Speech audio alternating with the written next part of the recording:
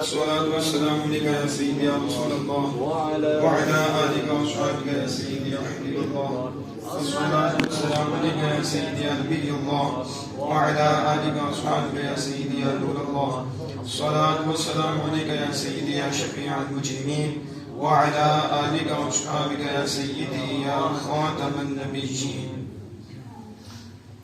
اللہ جل جلالہ کے فضل و کرم اور اس کی توفیق سے آج جامع مسجد قاری صاحب میں ختم نبوت کورس کی 7ویں نشست مبارکہ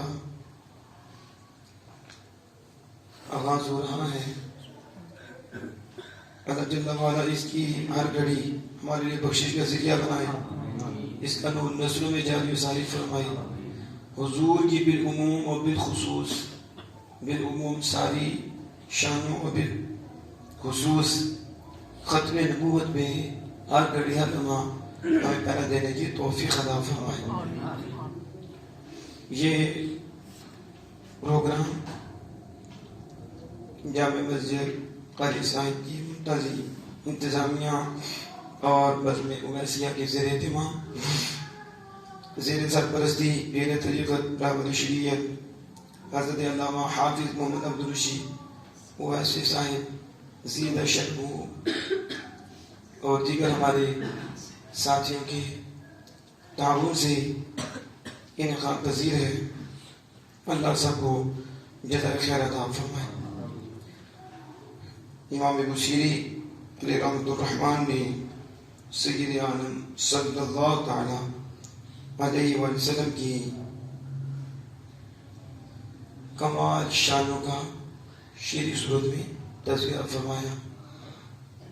آپ کہتے ہیں الحمدللہ منشئ الخلق من عدم ثم الصلاة على المختار في القدم مولاي صل وسلم دائما ابدا على حبيبك خير الخلق كلهم فإن فضل الشمس فإن شمس فضل هم كواكبها يظهرن أنوارها للناس في الظلم مولاي صل وسلم دائما أبدا على حبيبك خير الخلق كلهم.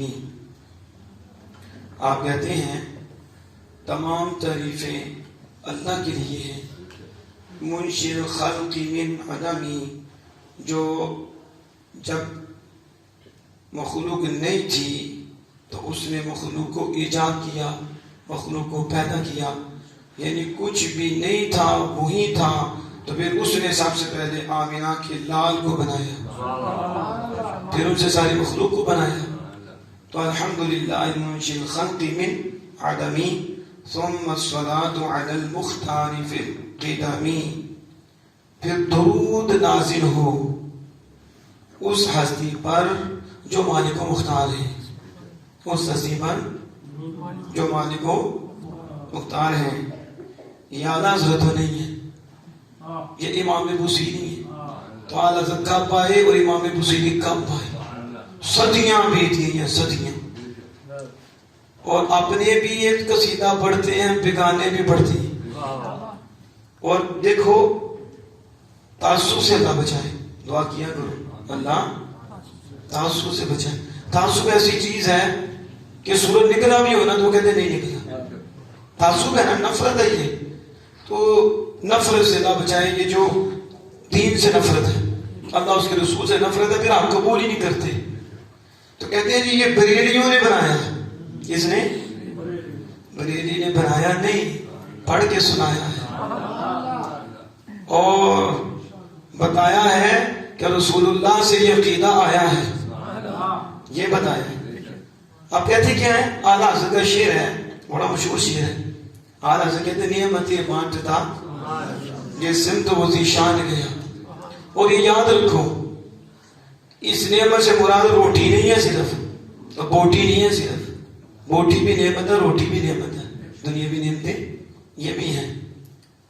سب سے بڑی نعمت خدا کی معرفت ہے۔ سب سے بڑی نعمت کیا ہے؟ خدا کا قرب، خدا کی رضا، خدا کی معرفت۔ وہ معرفت کے بانٹنے والے میرے واقعہ کل تو بتایا تھا، اعلیٰ حضرت نعمتیں بانٹتا۔ ہر نبی کو جو نبوت ملی ہے وہ رسول اللہ صلی اللہ علیہ وسلم کے دستے کرم سے ملی ہے۔ حضور واحد ہیں جن کو اللہ نے ڈائریکٹ عطا فرمایا ہے، باقی حضور جدھر چلتے اور جو کہتے اللہ پاک فرما دیتا۔ تو حضور جو اللہ کے محبوب ہیں، تو اعلیٰ حضرت کہتے ہیں نعمتیں بانٹتا جس سمت وہ ذیشان گیا۔ حضور نعمتیں بانٹ رہے ہیں، جدھر جدھر جا رہی ہیں بانٹے جا رہے ہیں۔ ساتھ ہی منشی رحمت کا قلمدان گیا، ساتھ ہی منشی رحمت کا قلمدان گیا۔ بس حضور بانٹتے جا رہے ہیں، ٹھیک ہے، منشی رحمت خدا ہے۔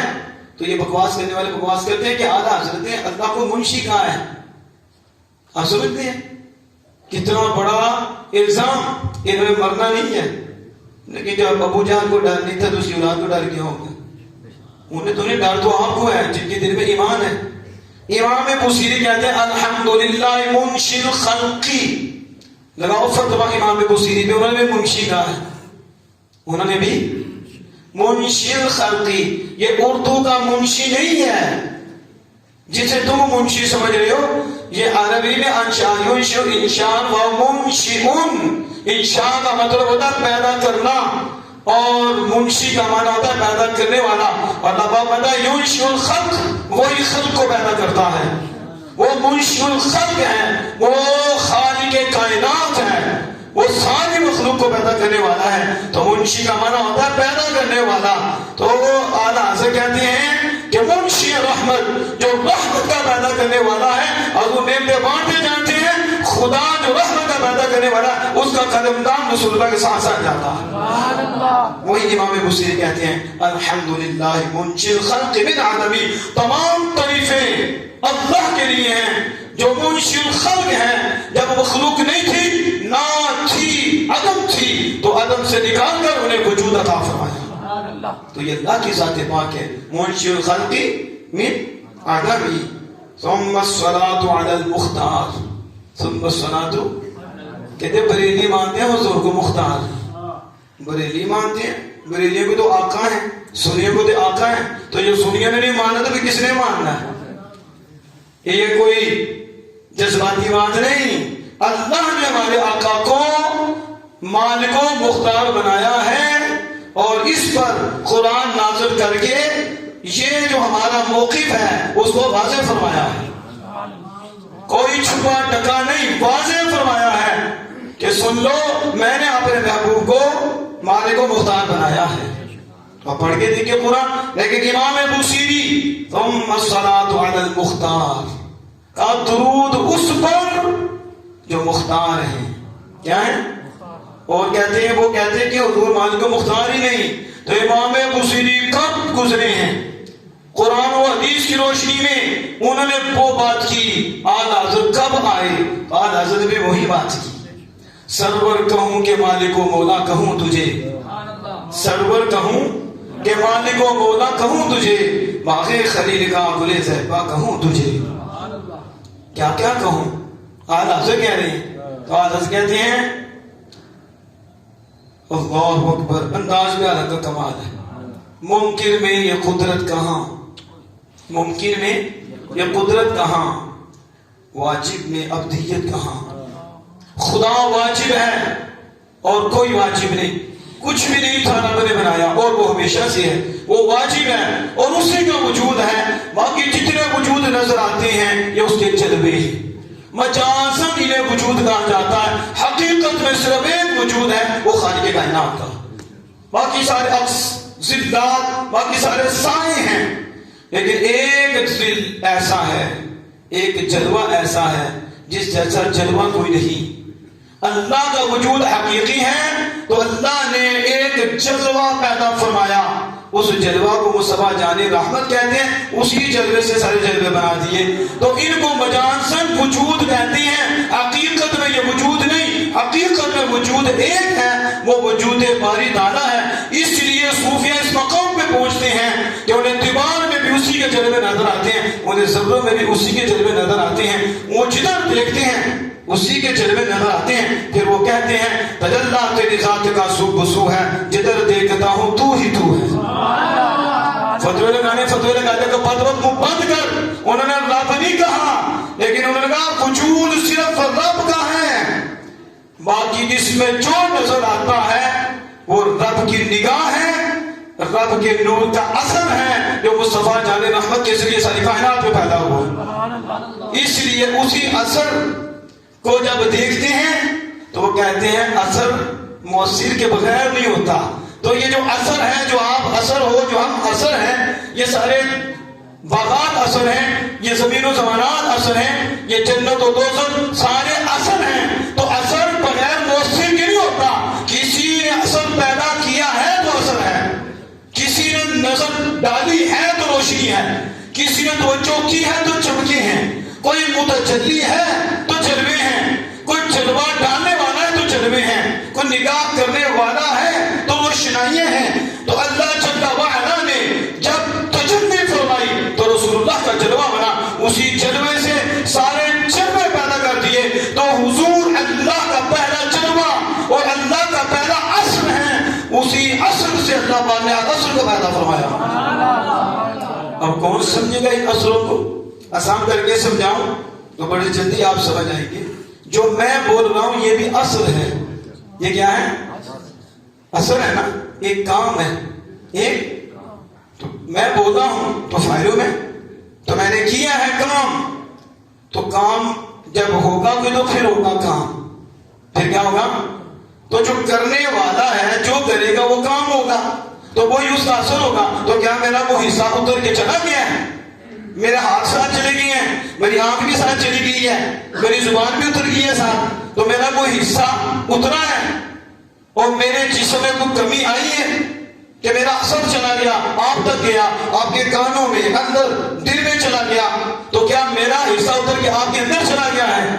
میرا اثر اتر کے آپ کی آنکھوں میں چلا گیا ہے؟ تو آپ کہیں گے نہیں، وہ تو آپ کا ایک کام ہے، آپ کا ایک فعل ہے۔ تو آپ یہ بھی کہہ سکتے ہیں وہ آپ کی ایک توجہ ہے، وہ آپ کی توجہ ہے جو ہمارے اندر گئی ہے، کوئی جسم تو نہیں آیا، کوئی ذرہ تو نہیں آیا، کوئی حصہ تو نہیں آیا، بلا تشبیہ بلا تمثیل اللہ عز و جل نے جب پہلی نظر کی تو وہ اثر ہے، وہ جلوہ ہے، وہ روشنی ہے، تو نور مصطفیٰ بن گیا۔ تو اللہ کے ذات پاک سے تو کوئی حصہ سوچ بھی نہیں سکتا، وہ اثر ہے، اس اثر سے ساری کائنات بنی۔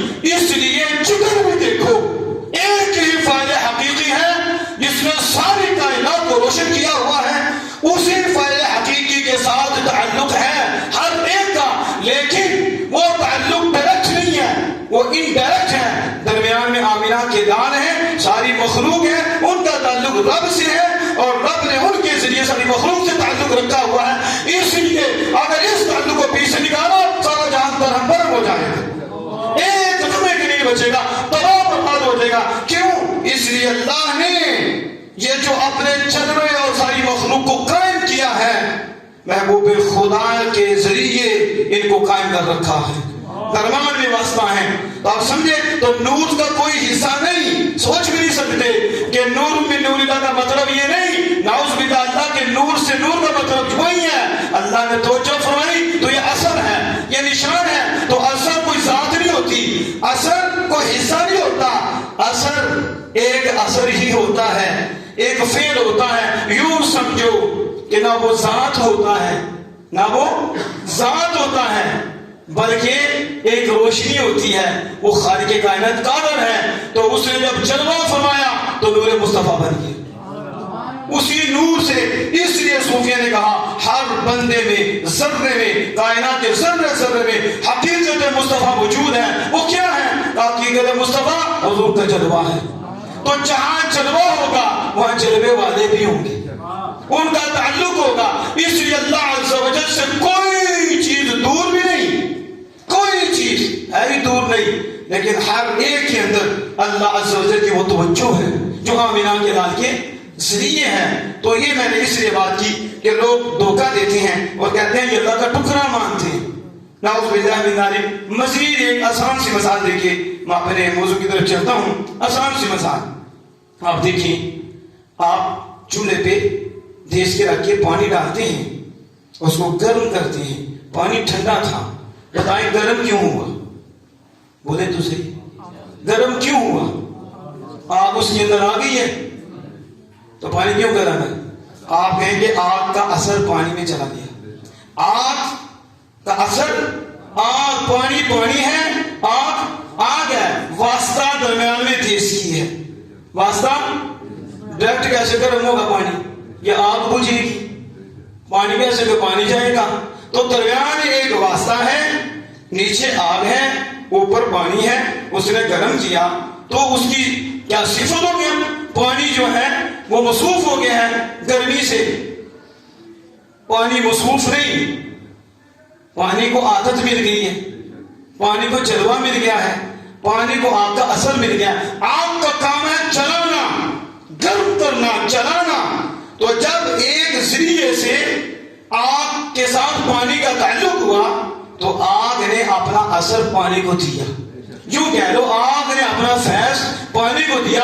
آگ کا ٹکڑا اتر کے اندر نہیں گیا, آگ میں کمی نہیں آئی, لیکن توجہ آئی ہے. کیا یہ اثر آیا ہے, اس کا جلوہ آیا ہے. تو جلوے کیسے پتا چلا؟ اب پانی گرم ہو گیا ہے, اس کا مطلب ہے آگ ہے, پانی پانی ہے, لیکن آگ کے ساتھ بیچ میں ایک واسطے سے تعلق ہوا, آگ نے فیض دیا. تو جب فیض دیا اثر اس کے اندر کیا, اب وہ پانی بھی گرم ہے, کسی کے ہاتھ پہ ڈالو جلا دیتا ہے. کیا کرتا ہے؟ جلا دیتا ہے. تو کوئی فرق آیا؟ بلا تمثیل و تشبیہ حضور درمیان میں واسطہ ہے اور اللہ عز و جل کا جلوہ حضور ہے. اب باقی جلوے حضور کے ذریعے ہیں. اللہ نے حضور پہ توجہ فرمائی, اس توجہ سے حضور سے جلوے پہ جلوے پہ جلوے, پھر مخلوق بن گئی. اب درمیان میں اگر تم وہ بلا تشبیہ و تمثیل برتن نکال دو, نہ پانی رہے گا, پانی نہیں رہے گا, درمیان سے تھوڑی دیر کے لیے گرم رہے گا. لیکن یہ حضور وہ وسیلہ ہے, اگر حضور کو فیض کا جو وسیلہ اللہ کے فیض کا, اللہ کی قرب کا, اللہ کی معرفت کا, نعمتوں کا, ہر چیز کا حضور ذریعہ ہے. اگر اس ذریعہ کو آپ ایک منٹ کے لیے نکالیں, باقی تو کچھ دیر نکالتا ہے, گرم رہے گا, کچھ ٹائم رہے, لیکن میرے والا حضرت فرماتے ہیں ایک لمحے کے لیے ایسے ہو ایک, تو اثر فوراً ساری کائنات برباد ہو جائے گی. اس لیے کہا وہ جو نہ تھے تو کچھ نہ تھا, وہ جو نہ ہو تو کچھ نہ ہو, وہ جان ہے جہان کی جان ہے تو جان ہے. لیکن یہ لوگوں کو گمراہ کرتے ہیں. ہمارا عقیدہ تو اتنا شستہ, اتنا ستھرا, اتنا پاکیزہ ہے, تو ختم نبوت میں وہی بات کرے گا جس کا عقیدہ ایسا پاکیزہ ہوگا. یہ میرے پاس شیخ عبدالقادر صدیق بھی, آپ کی کتاب ہے, یہ شرح سفر سعادت ہے, اور اس کا نام صراط مستقیم بھی ہے. بہت بڑی ہستی, بہت بڑے فقیر, ان کی شرح کون کر رہے ہیں؟ محدث علی الاطلاق. تو جس کتاب کی شرح محدث علی الاطلاق شیخ عبدالقادر محدث کریں, جن کے ذریعے پاک و ہند میں حدیث کا نور آئے, سند ان کی چلے, تو مجھے بتاؤ پھر اس کتاب کے مصنف کا مقام کیا ہوگا؟ یہ وہ کتاب ہے جس میں آپ نے کمال کی ہے. یہ میں اس لیے بنیادی طور پر یہ بات کرنا چاہتا ہوں کیونکہ یہ جب تک حضور کی شانوں پہ یقین نہیں ہوگا, وہ کیا رسول اللہ صلی اللہ علیہ وسلم کی عزت کا دفاع کرے گا؟ وہ تو ویسے بے ادب ہے. تو ادب آئے گا تو کام بنے گا. تو جس کو ادب آتا ہے وہ کہتا ہے کہ سب کچھ جو بھی آتا ہے رسول اللہ کے ذریعے سے آتا ہے. ایسے نہیں, لیکن یہ حضور کی نورانیت کا انکار کرتے ہیں, حضور کے نور ہونے کا انکار کرتے ہیں, سارے نبیوں کے نور ہونے کا انکار کرتے ہیں, اور یہ کہتے ہیں ہمارے جیسے بشر ہیں. تو تم نے ختم نبوت کیا بیان کر دی؟ تم تو خود مثل بنا ہوا ہے ظالم. ہم تو کہتے ہیں حضور کی مثل ماننا بھی کفر ہے, کیونکہ حضور کی مثل مانا جائے تو پھر تو ختم نبوت گئی، پھر تو ختم نبوت، پھر تو وہ نبی نہیں ہو سکتا ہے، پھر وہ آخری نبی ہوگا۔ حضور کی نظیر کوئی نہیں، حضور کی مثل۔ شیخ صاحب نے یہاں کمال بات لکھی، میں خلاصہ آپ کے سامنے رکھ دیتا ہوں کیونکہ اتنا وقت نہیں کہ میں اس کی طرف جاؤں، خلاصہ آپ کے سامنے رکھتا ہوں۔ شیخ صاحب کیا فرماتے ہیں، شیخ عبداللہ متصدیق بھی حدیث پاک آتی ہے تو اس کا ترجمہ کرنے والے یوں بھی ترجمہ کر دیتے ہیں کہ جبریل امین علیہ السلام اپنی اصلی صورت میں آئے، 600 پر نورانی اور نوریوں کا سردار اصلی صورت میں آئے۔ تو جب اصلی صورت میں آئے تو نبی کرم صلی اللہ علیہ وسلم زمین پہ آگئے، کہاں آگے؟ تو ترجمہ کرنے والے نے ترجمہ کیا، اپنے اپنے انداز ہوتے ہیں، انہوں نے ترجمہ کیا کہ رسول اللہ صلی اللہ علیہ وآلہ وسلم بے ہوش ہو گئے۔ کیا ہو گئے؟ یہ ترجمہ کیا۔ عجیب بات ہے، جو زمین و مکان سے نکل کر خدا کی بارگاہ میں جا کر خدا تعالیٰ کا دیدار کر آئیں، ادھر جبریل امین کی اصلی صورت دے کر بے ہوش ہو جائیں۔ آپ عاشق مانتے ہیں، کہتے ہیں کہ ایسے ہوگا؟ تو پھر شیخ عبداللہ متصدیق بھی علیہ الرحمہ نے بہت خوبصورت وضاحت کی، اور اگر اس وضاحت پہ میں شروع ہوں تو صدا رات ختم ہو جائے، لیکن بات ختم نہ ہو، یعنی سمجھے کہ سارا کچھ اس وضاحت کے اندر ہے۔ شاگرد ہو، استاد ہو، مرید ہو، مرشد ہو، بیٹا ہو، باپ ہو، اسی میں سارا کچھ ہے، اسی میں آپ نے کس انداز سے سمجھایا۔ یاد رکھو، اہل سنت و جماعت کا عقیدہ ہے ہر نبی کی دو حیثیت ہے، نبی نور بھی ہے، نبی بشر بھی ہے، نبی، اور یہ سارے حضور صلی اللہ علیہ وسلم کے ذریعے سے ہر نبی کی دو حیثیت ہیں، دو چیزیں ہیں، نور بھی، بشر بھی۔ بشر کیوں؟ بشریوں کو فیض دینا ہے۔ بشر کیوں؟ بشریوں کو نور کیوں؟ نور حقیقی سے فیض لینا۔ رب نور حقیقی ہے، اب سمجھ رہے ہیں آپ؟ عجیب صورت ہے، یعنی میں وہ مثال دے کے سمجھاؤں تو آپ اس سے سمجھ آئیں گے کہ آپ کو جانور دیکھو نا، جانور تو جانور سے وہ نسبت کرتا ہے اپنے جیسے، جسے شیر میں خوش لے گا یا گیدڑوں میں؟ تو شیر گیدڑوں سے فیض لے گا یا گیدڑ شیر سے لے گا؟ وہ گیدڑوں میں خوش رہے گا، اور کوے میں، تو بلبل میں رہے گی۔ ہم جنس، ایک جنس دوسری جنس جب جنس سے ایک ہوتی ہیں تو وہ محبت کرتی ہیں، تو ایک دوسرے کی طرف دل مائل ہوتی ہیں، کیونکہ جنس جو ایک ہوئی تو وہ ایک دوسرے جھکتی ہیں۔ اس لیے جب ہم جنس ہوتی ہیں تو چیزیں لینا دینا آسان ہوتا ہے، کیونکہ اس میں محبت ہوتی ہے کہ یہ میرے ہم جنس ہے، قدرت نے رکھا ہے، پھر میلاپ ہوتا ہے، میلان ہوتا ہے۔ اس لیے انسان بشر کا بشر سے فیض لینا آسان ہے، جسم کا جسم سے فیض لینا آسان ہے، لیکن فرشتوں سے لینا مشکل ہے۔ کیوں؟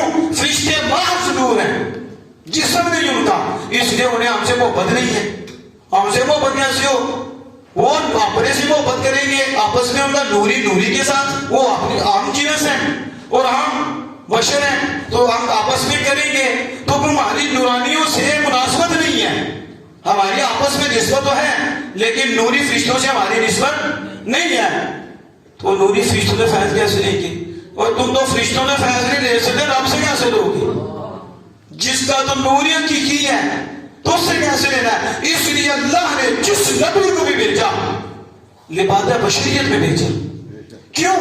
اس لیے ایک تو یہ نوازنا ہے بشروں کو، جو نور بنا کے بھیجوں تو یہ چلیں گے کیسے، کھائیں گے کیسے، بیٹھیں گے کیسے، انہیں میرے پاس آنے کا طریقہ کیسے پتا چلے گا، انہیں معرفت کے ذرائع کیسے پتا چلیں گے، میرے قرب کے ذریعے کیسے پتا چلیں گے، انہیں کیسے پتا چلے گا میں راضی ہوتا ہوں، کیسے پتا چلے گا اس زندگی کیسے بسر کرنی ہے، اس جہاں میں کیسے رہ کے میرے پاس آنا ہے، انہیں کیسے پتا چلے گا؟ انہیں تو نظر ہی نہیں آنا نور، تو کھانا بھی نہیں نور نے، پینا بھی نہیں نور نے تو شادیاں بھی نہیں کرنی، نور نے تو یہ کام ہی نہیں کرنے، تو ان کے لیے طریقہ کہاں سے آئے گا؟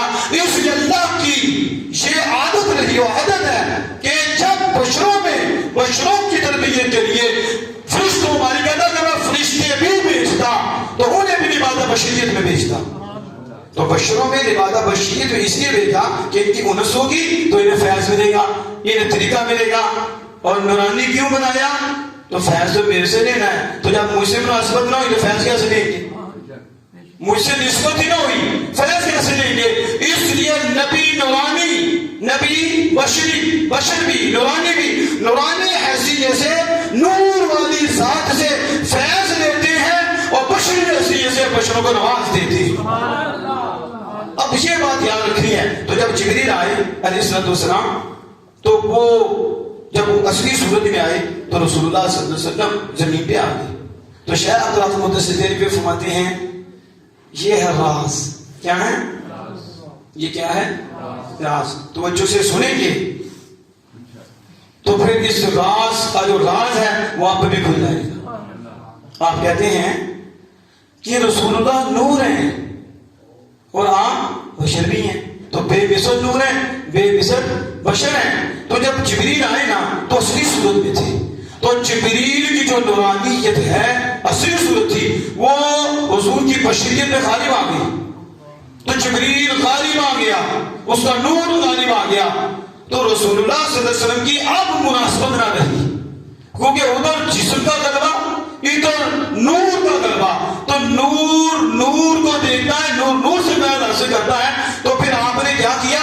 آپ نے لباس بشریت کو چھوڑا اور آپ نورانیت میں چلے گئے اور لباس نور کو ملبوس ہو گئے، اس کو لپیٹ لیا اور اس کے لباس میں آگے جبریل سے اس صورت میں آگے حضور نے وہ وحی لی، اور جب پھر جبریل گئے تو حضور اسی صورت میں آگے، پھر بشری صورت میں آئے۔ پھر شیخ فرماتے ہیں کبھی حضور غالب آ جاتے، کبھی حضور جبریل پہ غالب آتے، تو حضور سید عالم صلی اللہ علیہ وسلم کی بشریت جبریل پہ غالب آ جاتی، تو پھر جبریل مخلوق رہتا اور حضور سید عالم صلی اللہ علیہ وسلم اللہ کی وحی کو قبول کر لیتے۔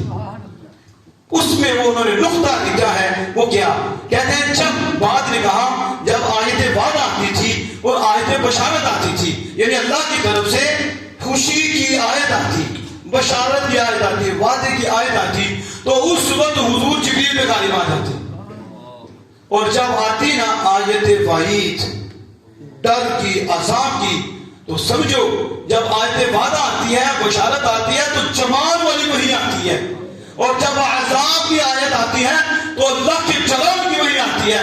تو کہا جب اللہ کی طرف سے وعید اور عذاب کی آیت آتی، وحی آتی، تو پھر اتنا جلال ہوتا کہ بشریت مصطفیٰ پہ خدا کے جلال کا غلبہ ہو جاتا۔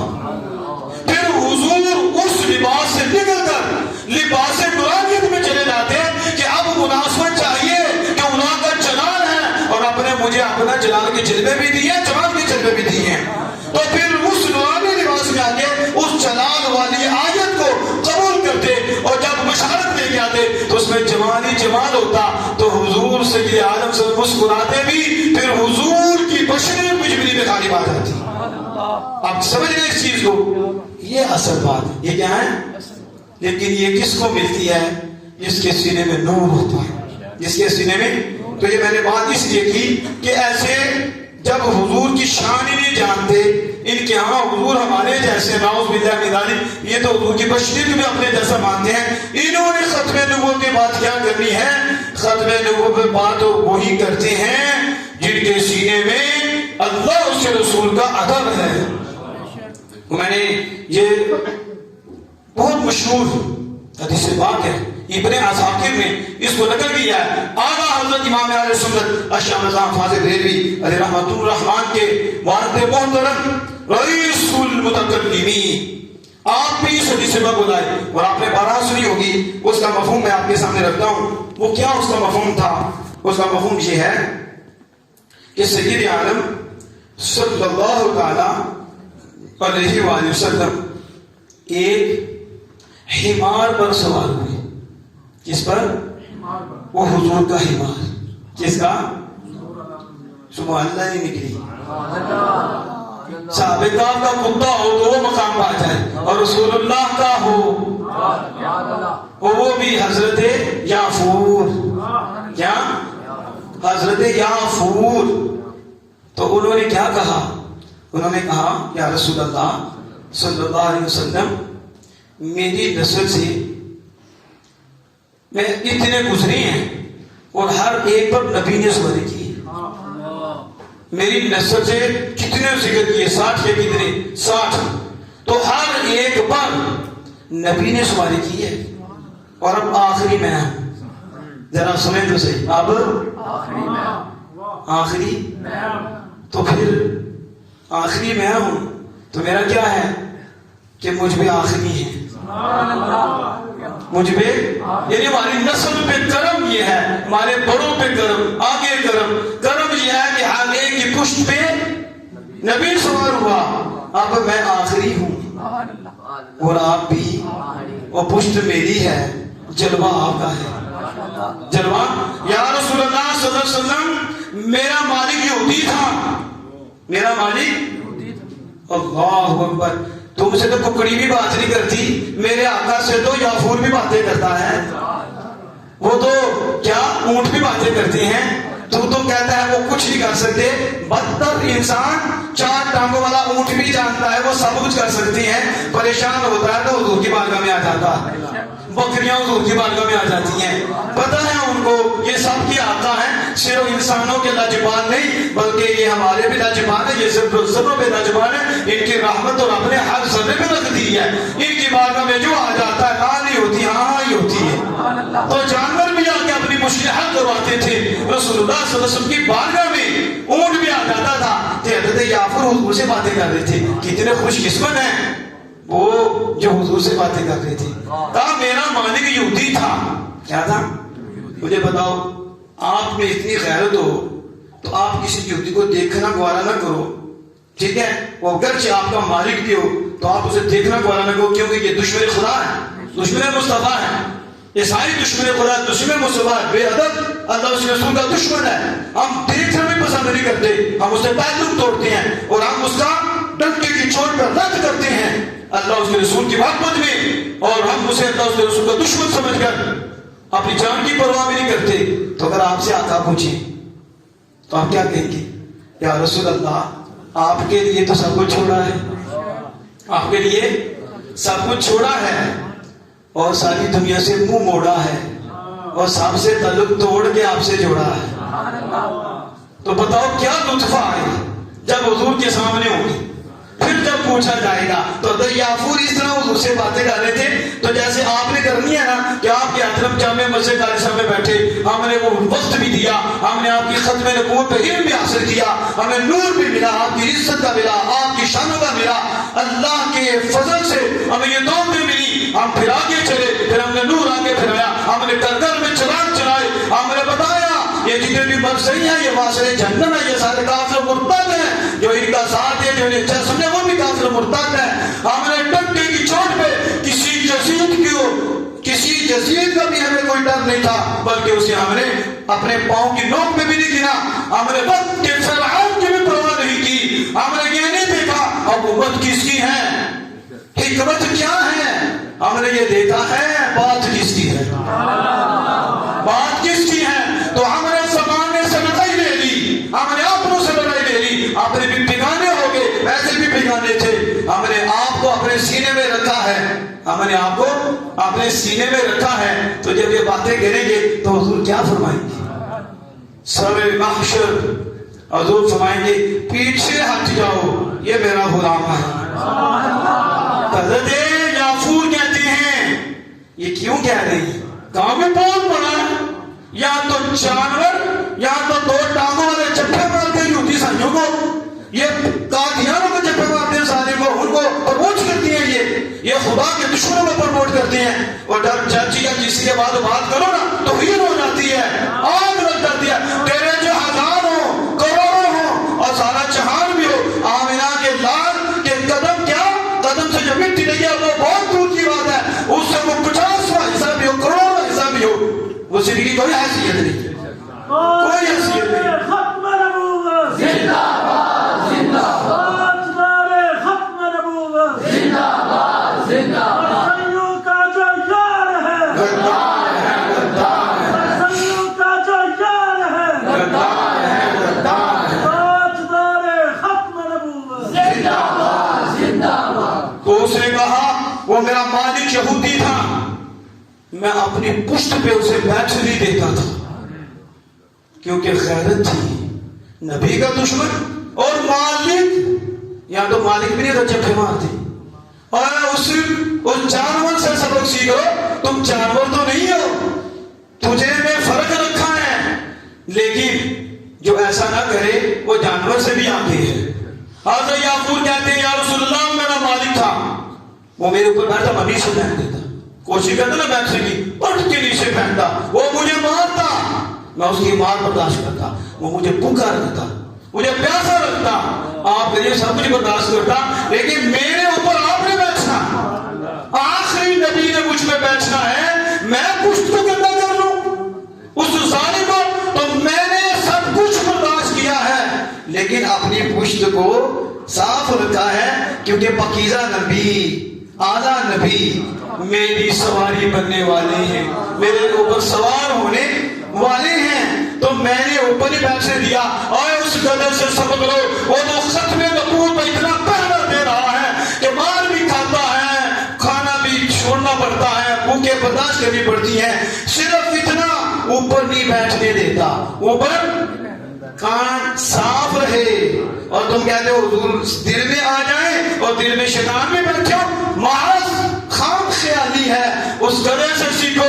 اس دل میں حضور تب آتے ہیں جب یہ دل اللہ اس کے رسول سے، رسول کی محبت میں پاکیزہ ہو جائے، نور سے پاکیزہ ہو جائے. اس دل میں اللہ اس کے رسول کی دشمنی ہو اور یاروں کا پیار ہو، کسی بدبخت کا کوئی بھی تھوڑا سا پیار نہ ہو. پھر آمنہ کے لال آتے ہیں اور چپکا کے جاتے ہیں، نظارے بھی کراتے ہیں.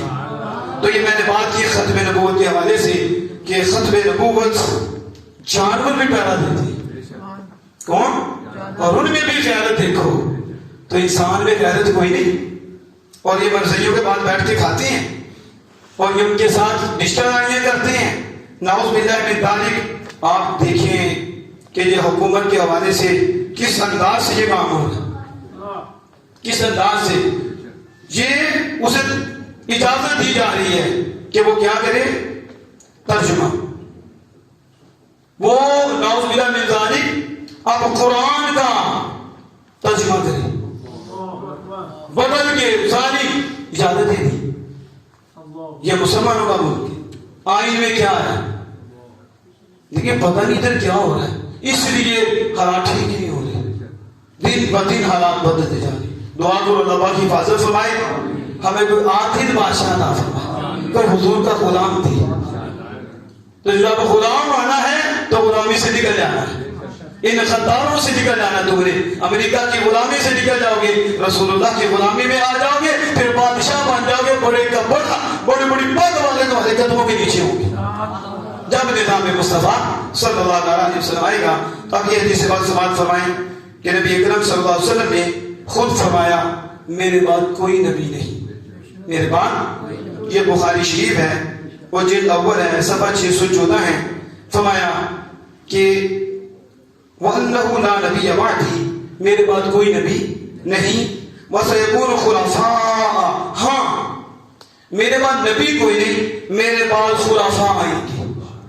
بنی اسرائیل کے نبی ایک کے بعد دوسرا اکٹھے سیاست کرتے تھے.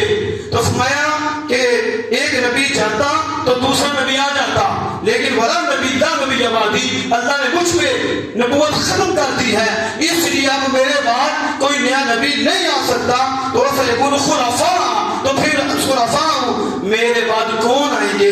فرمایا میرے بعد خلفاء آئیں گے. کیا آئیں گے؟ تو یہ کھانا کہاں سے آ گیا؟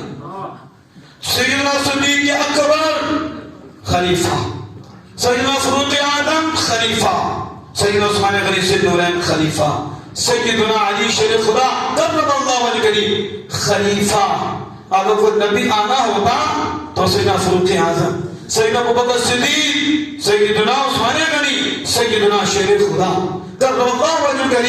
لیکن نبوت ختم ہو گئی. فرمایا میرے بعد کوئی نبی نہیں آ سکتا، ہاں میرے یاروں سے خلافت ہوگی، خلیفہ بنیں گے تو خلیفہ کثیر ہوں گے. یہ بخاری شریف کی حدیث پاک ہے اور یہ بتا رہی ہے کہ نبی اکرم صلی اللہ علیہ وسلم آخری نبی ہیں. نبی اکرم صلی اللہ علیہ وسلم آخری نبی ہیں. یہ بخاری شریف کی جلد 9 تھی. اب یہ مسلم شریف ہے اور جلد اول ہے، اس کا مسلم شریف جلد 2 صفحہ 278۔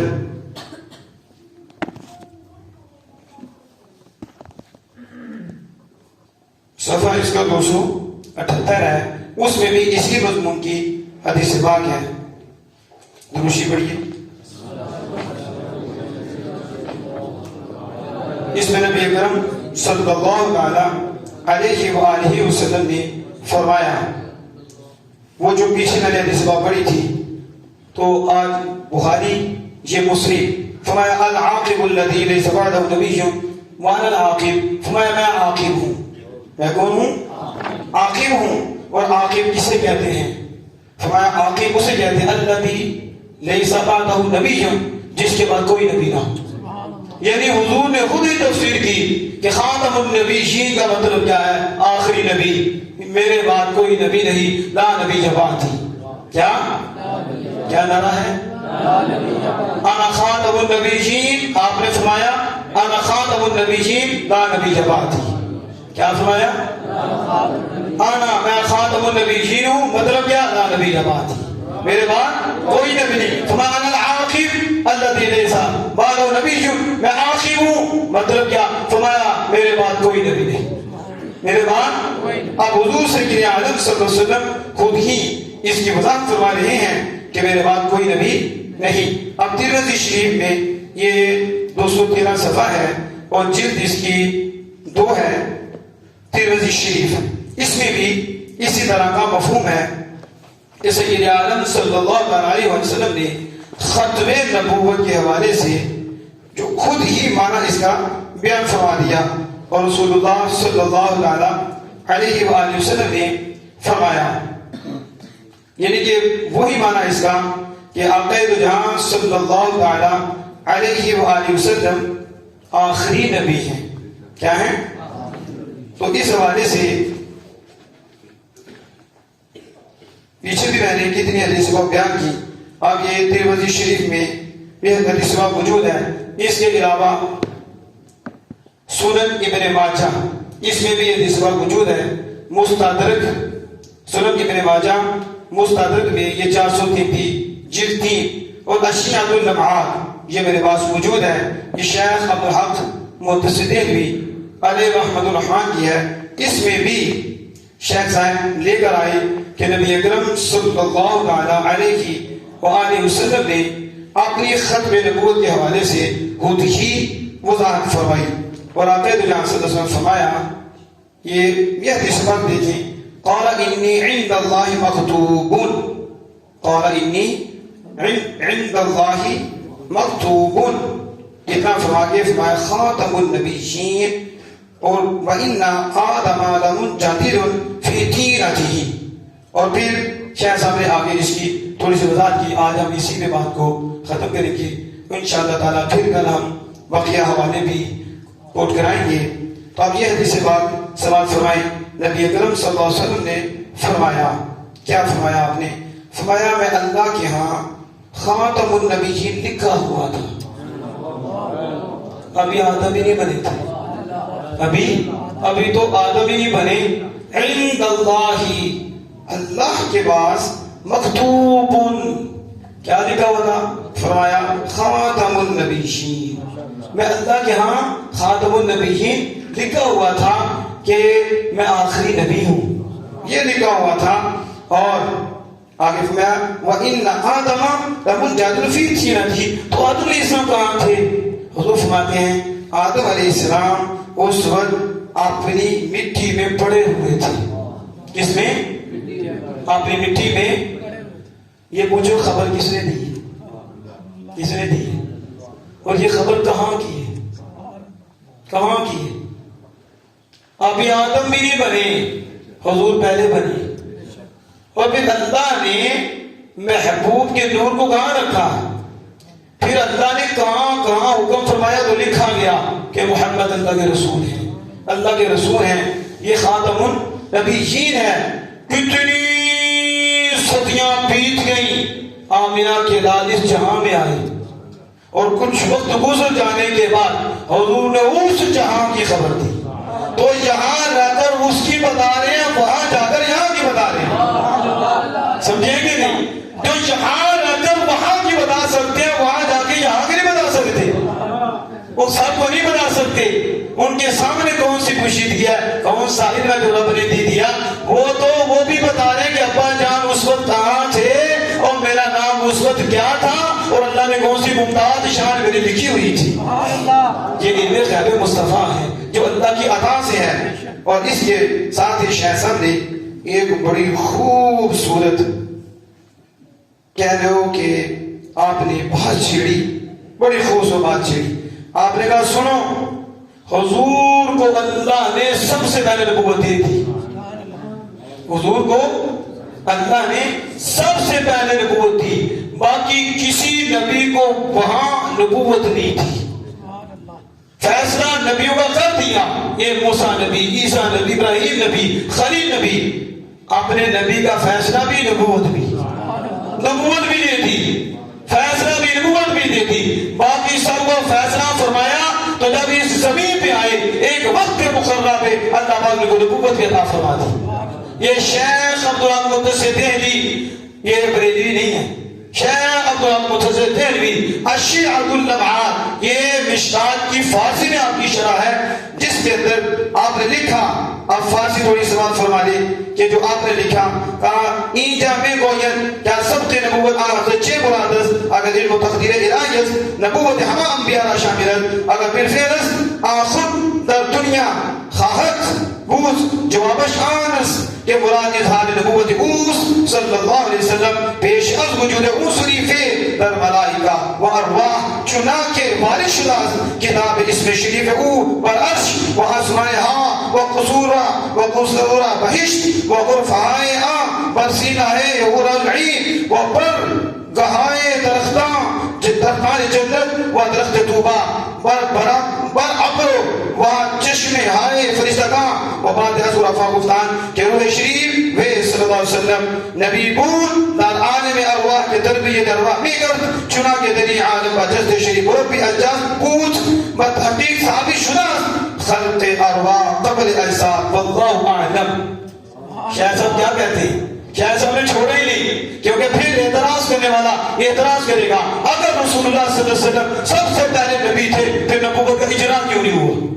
جب بندے کو نبوت دے دی جاتی ہے تو پھر اس کا اجرا ضروری ہوتا ہے, اس نبوت کو جاری کرے. تو اس وقت نبوت تو یہاں آ کے آپ نے جاری کی تو پھر کہتے ہیں کہ حضور پہلے نبی ہیں, جیسے بعد میں نبی ادھر آئے انہیں نبوت ملی انہیں اجرا کیا, وہ کہتے ہیں ایسے ہی حضور یہاں آئے اور ان کو نبوت ملی تو نبوت کا اجرا ہوا. تو شیخ صاحب اس کا جواب دیتے ہوئے شیخ صاحب فرماتے ہیں سنو, رسول اللہ کو نبوت وہاں ہی ملی ہے اور حضور کی نبوت کا اظہار وہاں سے شروع ہو گیا. وہاں سے شروع ہوا. کیسے شروع ہوا؟ کہتے ہیں پیش از وجود انصری فی در ملائکہ و ارواح. فرمایا یہ انصری وجود میں آنے سے پہلے, یعنی یہ جسم پاک میں آنے سے پہلے حضور کو نبوت ملی تو پھر حضور کی نبوت کا اظہار فرشتوں میں ہوا, حضور کی نبوت کا اظہار ارواح میں ہوا. جیسا کہ آگے کہتے ہیں کہ جیسا کہ یہ بات ثابت شدہ ہے اور یہ بات وارد ہوئی ہے یعنی حدیث پاک میں یہ موجود ہے کہ کتابت اسم شریف اوپر عرش کہ رسول اللہ صلی اللہ علیہ وسلم کا نام عرش پر محمد رسول اللہ عرش پر لکھا ہوا. کہا اظہار نبوت ہوا, وہ کیسے ہوا؟ حدیث پاک میں موجود ہے حضور کو اللہ نے نبوت دی تو حضور کا اسم مبارک اللہ نے آسمان پہ لکھ دیا.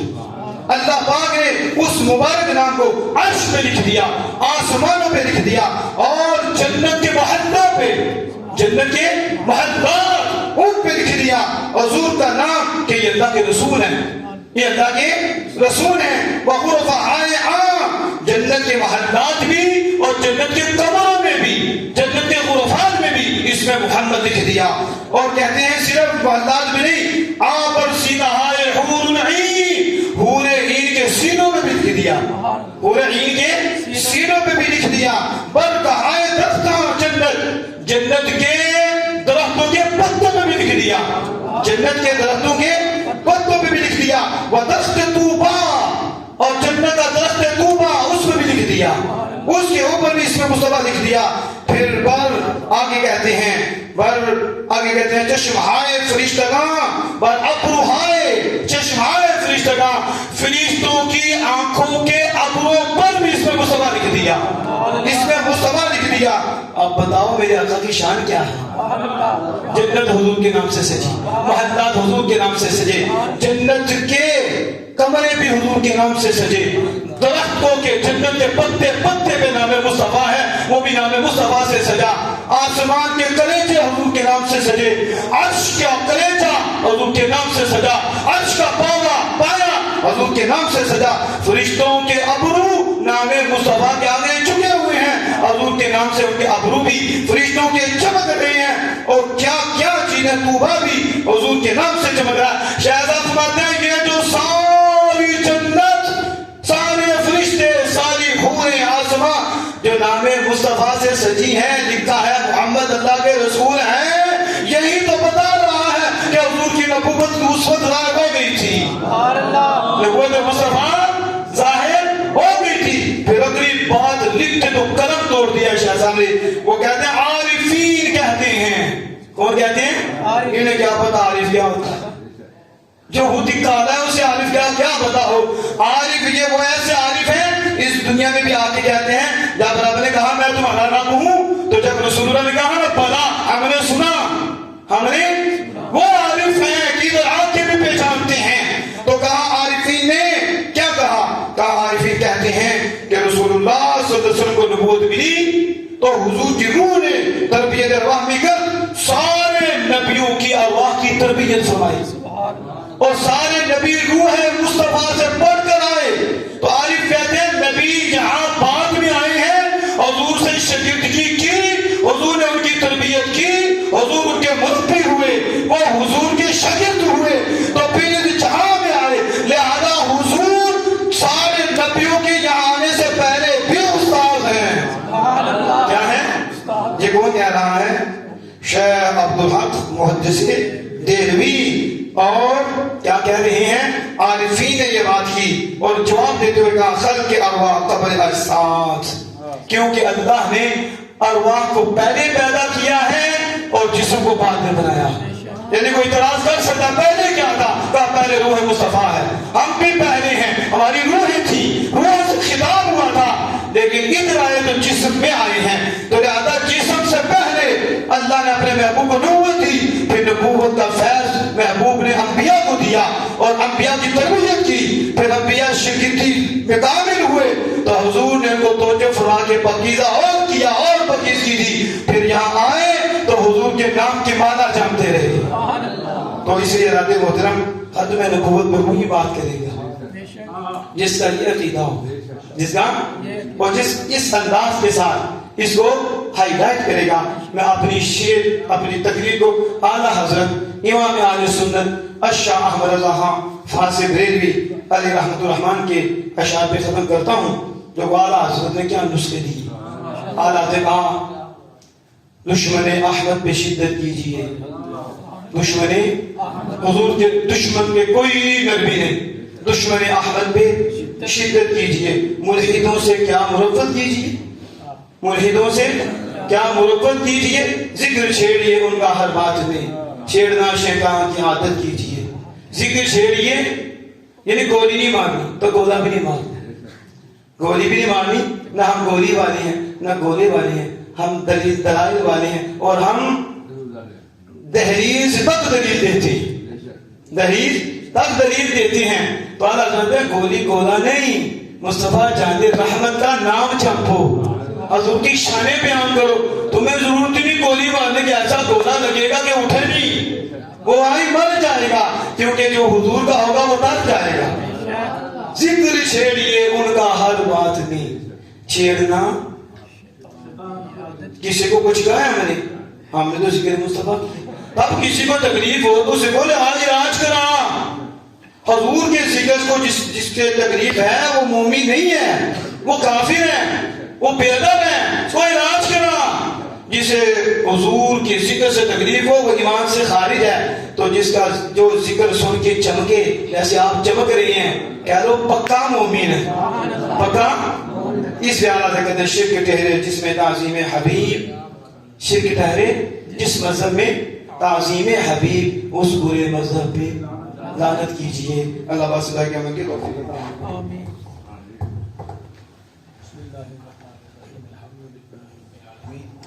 والصلاة والسلام على سيد الأنبياء والمرسلين وعلى آله وأصحابه أجمعين اللهم إنا على ذكرك وشكرك وحسن عبادتك اللهم رب ارحمهما كما ربياني صغيرا اللهم إنك عفو تحب العفو فاعف عنا يا غفور يا غفور يا غفور۔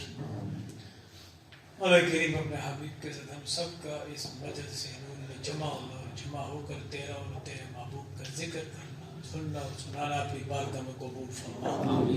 اسے ہم سب کے لیے ذریعہ نجات بنا، ہم سب پہ اپنا کرم و فضل فرما، ہمارا دین، ہماری دنیا، ہماری آخرت بہتر فرما، ہم سب کو دین و دنیا کی بھلائیاں عطا فرما، ہم سب کی دین و دنیاوی مشکلات کو آسان فرما، ہم سب کو مولا کریم آقا کریم علیہ السلام کی کامل اتباع، حضور کی شفقت، حضور کی شفاعت سے بہرمند فرما، آپ کی عزت، آپ کی ناموس، آپ کی ختم نبوت پر پہرا دینے کی توفیق عطا فرما، ہم سب کو دین کی سمجھ عطا فرما، سمجھ کر اس پر عمل کی توفیق عطا فرما۔ مولا کریم ہم سب کے لیے تمنائیں، حاجتیں، آرزو اپنی بارگاہ میں قبول فرما، ہمارے سب کی صحت میں، عمر میں، علم میں، عمل میں برکتیں عطا فرما، اس مسجد، اس مرکز کو قیامت تک آباد و شاد فرما، جو اس کے ساتھ تعاون کرتے ہیں، مال کے ساتھ، جان کے ساتھ، وقت کے ساتھ، مالک سب کا قبول فرما، کہ جو تیرے گھروں کو آباد و شاد کرنے کے لیے کوشش کرتے ہیں ہمارے کریم ان کے گھروں کو آباد و شاد فرما، جو ہمارے کریم اس میں پڑھتے رہے، پڑھاتے رہے، جو اب پڑھ رہے ہیں، جو پڑھ رہے ہیں، ہمارے کریم سب کو خیر و برکات عطا فرما، اور ان سب کی بخشش و مغفرت فرما، ان کے درجات و مراتب کو بلند فرما۔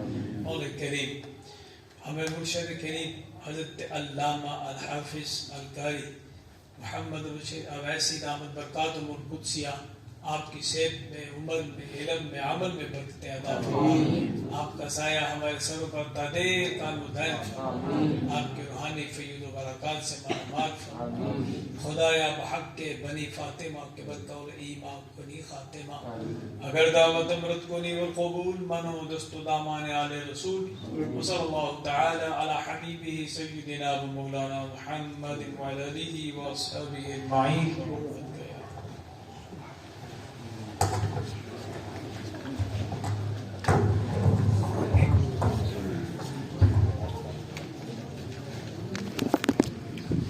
Gracias.